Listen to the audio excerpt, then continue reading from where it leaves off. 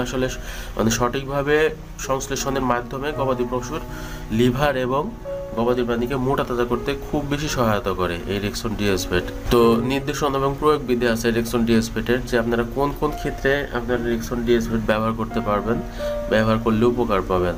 তো যদি গবাদি প্রাণীর ক্ষুধামন্দ হয়, ক্ষুধামন্দতে আপনারা রেক্সন ডিএসপেট ব্যবহার করতে পারবেন।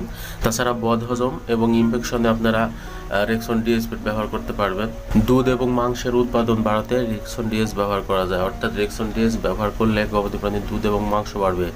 তাছাড়া যারা গরু খুব দ্রুত মোটা তাজা করছেন তাদের জন্য কিন্তু রেক্সন ডিএস খুবই খুবই ভালো মানের একটি মেডিসিন। কারণ আপনারা অন্যান্য যে মেডিসিনগুলো ব্যবহার করছেন মোটা তাজাকরণের জন্য, ফ্যাট বলেন আর অন্যান্য মাল্টিভিটামিন যাই বলেন, যেগুলো ব্যবহার করছেন, তার সাথে যদি আপনারা রেক্সন ডিএস ব্যবহার করেন তাহলে খুব তাড়াতাড়ি মোটা তাজা হবে।